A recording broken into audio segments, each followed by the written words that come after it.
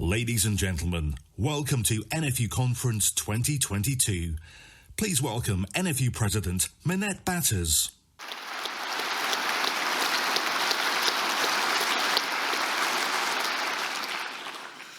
Good morning, conference, and can I say how good it feels to have everyone in this room together.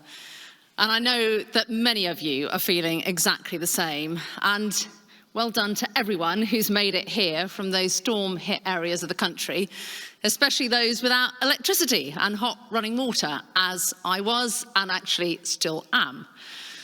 The last year has been a roller coaster ride, and we've all, I'm sure, had highs and lows. And as the first NFU president to have had a Twitter account, my highs and lows may have perhaps become more public than previous presidents. And many of you will have witnessed firsthand the challenges and the joys this role brings as we've navigated the pandemic whilst trying to steer government into creating a future agricultural policy that delivers for British farming.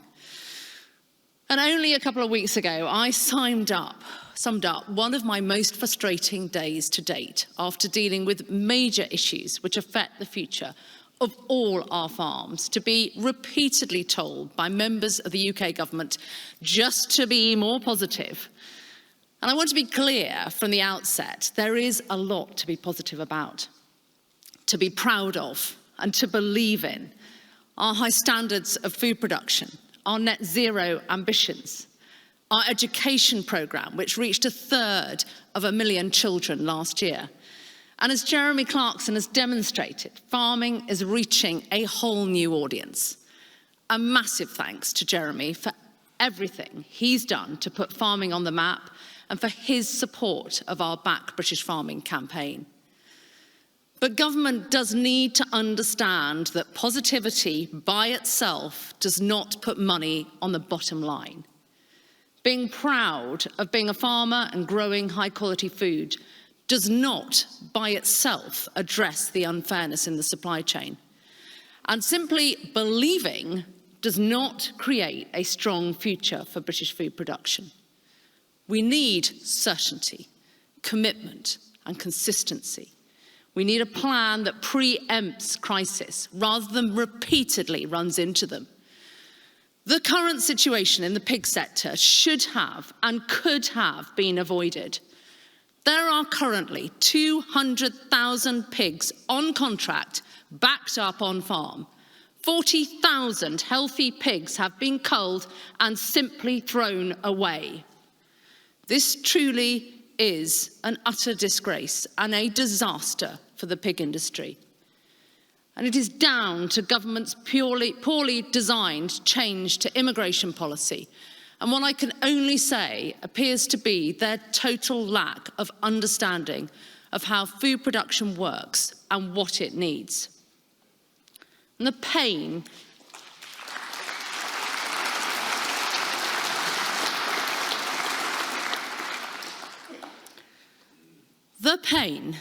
and emotional anger from those pig farmers who feel utterly let down and abandoned is palpable. Some are approaching debts of £1 million now, and every week it gets worse. It hurts. We are continuing to work with the National Pig Association to support those farmers and push government to help find a way forwards. It should not have come to this. But situations like this remind me more and more to be determined to shape a new and better future for not only how we produce our food, but how we achieve a fair return for it. I want to set out my thoughts on the threats, challenges, and opportunities that lie ahead. Right now, the eyes of the world are currently focusing on the growing tension and potential war between Russia and Ukraine, which we all desperately hope will be avoided. And I would hope there are some in government who are taking note that these two countries produce 30% of global wheat exports. Russia recently imposed a 2-month block on exports of ammonium nitrate. What will this mean for global food production? What will this mean for Britain? And whilst we all hope that the end is in sight for the pandemic, we are potentially at the start of another crisis around the cost of living and inflation. It's a stark fact, in the 12 months to November 2021, the price index for agricultural inputs increased by over 18%. Many of us are experiencing inflation in fertiliser of around 200%. We must share this pain throughout the food chain. It cannot be left for farmers and growers to take the hit. Yet while there is a cost of living crisis looming and an increasingly unstable world, the UK government's energy and ambition for our countryside seems to be almost entirely focused on anything other than domestic food production, whether it's reintroduction of species, an ambition to set 30% of our land aside, or a payment system almost in opposition to food production. What's the plan for the food we eat? Where will we get it, and at what price? This country needs a strategy and a clear vision for what we expect from British farming. Do we want and expect different things from our land than the rest of the world? A pretty park at home while we tuck into imported food produced in extremely intensive ways with huge environmental impact somewhere else? Are we turning a blind eye to the impact of global food production while we pursue a domestic vision of a chocolate box countryside? We have completely contradictory government policies, raising the bar for environmental standards at home, but pursuing trade deals which support lower standards overseas, claiming to value domestic food production, but making it difficult to find workers to harvest or process it. Stating there are many export opportunities for British food, but failing to prioritise the resources to open up those new markets. What does government want? We know what the British people want. 1 million people signed our petition supporting British farming, and over 500,000 people are NFU-backed British farming supporters. Food is valued by the British people. Those people vote for our MPs and our government to represent their views. Delivering for society requires the best innovation, new technology, and world-leading R&D. But let's not forget that all over the country, farmers are already regenerating the soil health needed for modern agriculture and nature to thrive. Only 3 weeks ago, I visited the descendants of Turnip Townsend at Rainham Hall in Norfolk. They are part of 5 Norfolk farming businesses that founded Catalyst Farming and brought 700 fields together in all 7,000 hectares. These businesses are united by a belief in harnessing the power of their data to better inform decision-making, continually questioning and fine-tuning their farming, lowering chemical inputs, increasing yield and profit. And it's not just the arable East. When I visited Stuart and Leanne Fairfax in the Derbyshire Peak District with the Prime Minister, they too are leading the charge in what modern-day agriculture can achieve. As upland tenant farmers in higher-tier countryside stewardship, they're using the best genetics and health status on their hardy Swaledale ewes, crossing them with blue-faced Leicester rams to produce a hardy North Country mule for lowland farmers, the classic stratified sheep system. These types of businesses are the future. If government and environmental NGOs want to achieve more for the environment, then there is only one solution. We need policies and investment into the new world optimization of agriculture. Now, what exactly do I mean by that? To aim for the very best policies and data that will enable sustainable food production. Food and environment should not be seen as competitors. They are partners. And our destiny as farmers depends on the political realisation of that simple fact. The reason I've had to underline in bold the importance of food production is that many don't seem to realise how precarious our food system is. The fact that there are such huge levels of foreign investment, Arla, Muller, ABP, Dumbia, are only here in the UK because the raw ingredients are produced here. I know all of those businesses will back me in saying the time to create a plan is now, not when supermarket shelves are empty. This is why today we are launching our own blueprint for the future. This should be an exciting time. I'm an optimist, but at conference, I'm also increasingly impatient at having to explain the same problems year after year and having to present workable solutions day after day, only for them to be ignored as we hit the next crisis.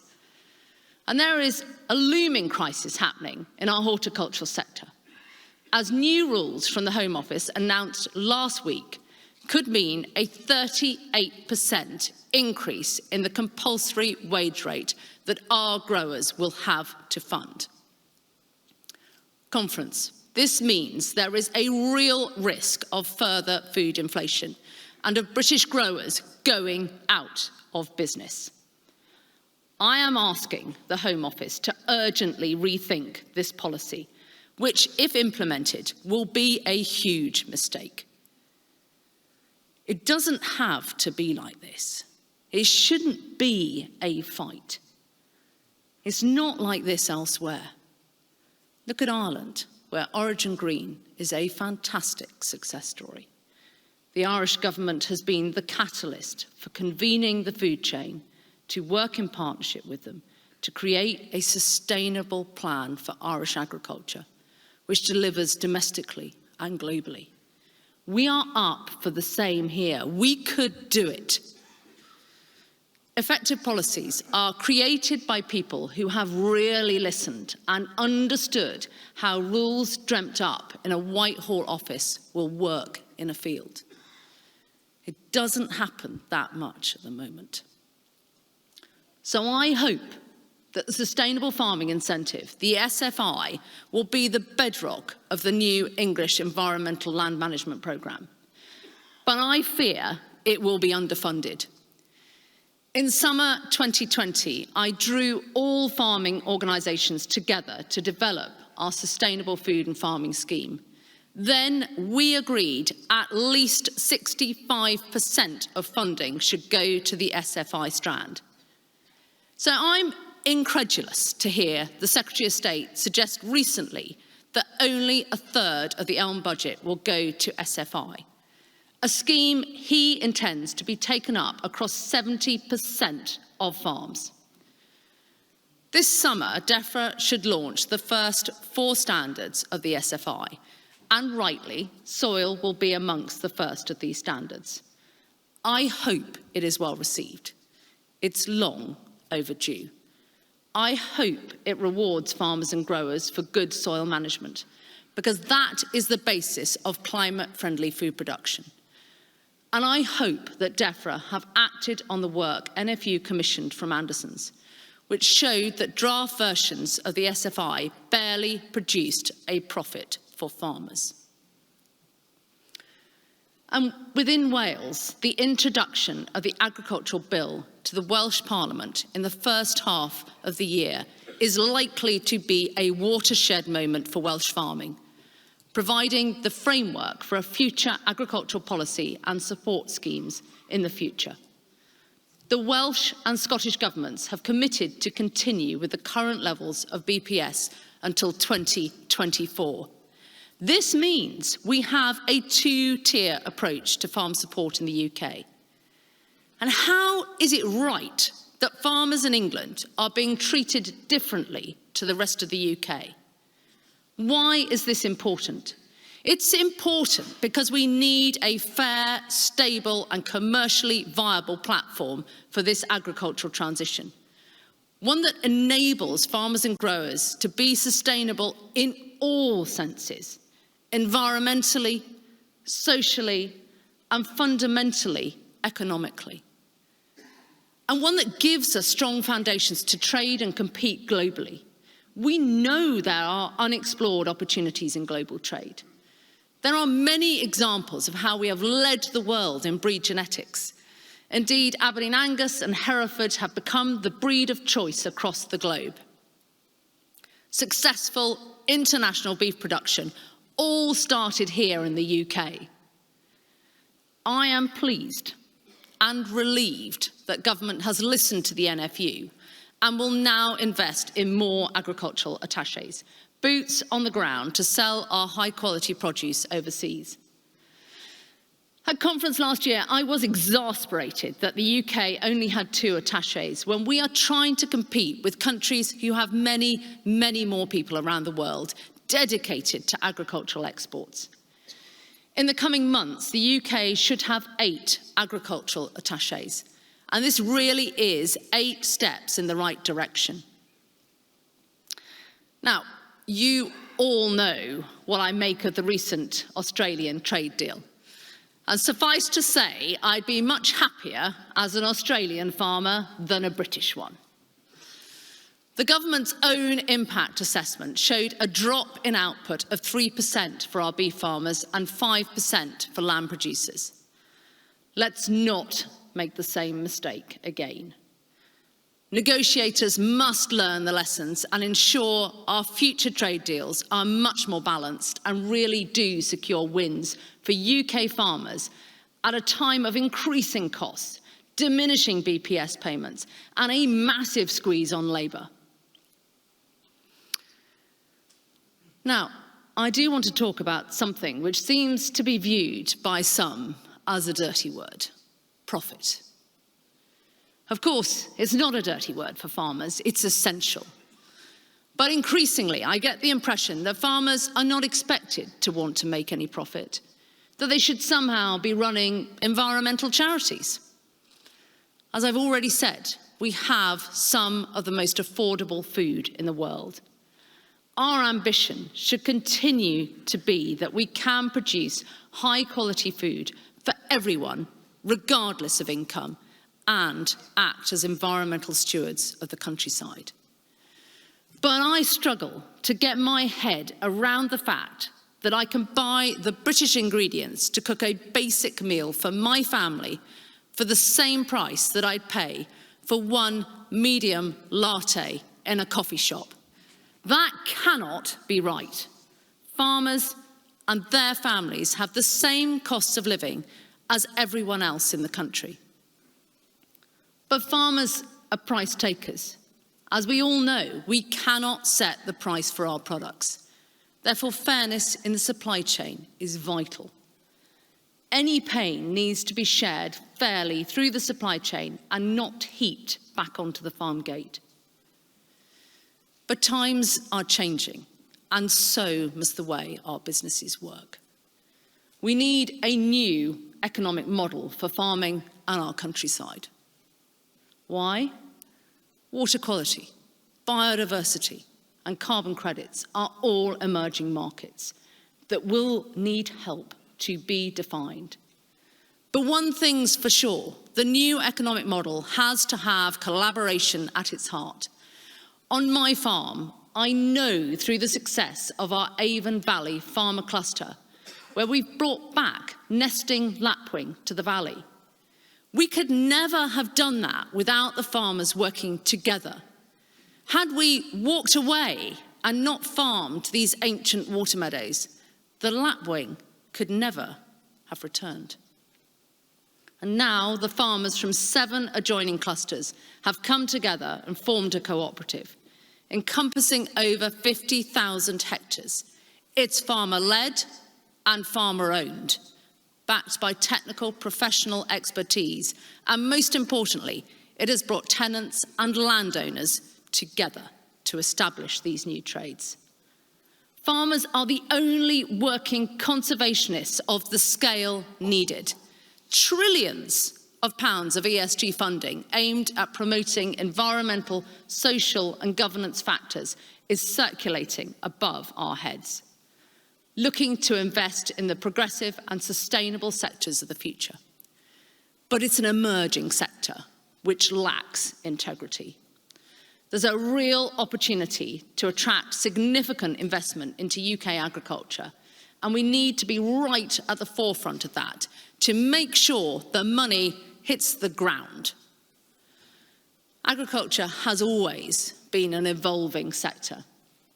There is a lot to be said for healthy debate and discussion about what we want from our country's farmers, but it does feel we have devalued farming and food production. For instance, the new position of chair of the Species Reintroduction Task Force will be remunerated to the tune of £500 per day for 14 days. That's £7,000 to fund a committee chair to oversee beavers, amongst other things. That may not sound like a lot of money to some, but it's over half a year's profit for a lowland livestock farmer, averaged on the last 3 years. And actually, if you remove BPS, there is no profit on these farms at all. Have we got our priorities right? Maybe a lot more people writing desktop policy in an office need to watch the Netflix hit Kiss the Ground to understand that farmers, green cover, organic manure are the only way to transform our soils and take back control of global warming. Similarly, there is an angry mob which likes to shout loudly that cows are a problem without understanding the science behind the carbon cycle, the environmental benefits of grazed pasture land, and of course, nutrition. By the way, the demonisation of cows is often amplified and supported by companies who have a big profit at stake in shifting ultra-processed plant-based proteins.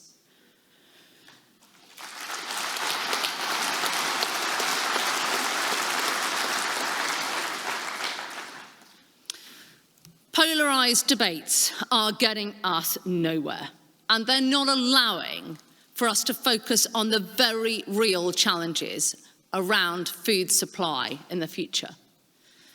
So in conclusion, conference, there are 5 things that government, supply chains and farmers need to urgently progress. A dial-up, dial-down immigration policy. A properly funded SFI. Government and retailer commitment and investment to buy and sell more British food at home and abroad. To use the powers in the Agricultural Act to enable farmers and growers to trade fairly. And a new economic model that drives investment back into the land, ensuring the tenanted sector is not disadvantaged. Above and beyond everything, we need to all be working to the same objectives, aiming for the same outcome. There needs to be a plan which enables Britain to keep on farming and to continue to be world leaders in high quality, safe and sustainable food. Food from your farms. Thank you.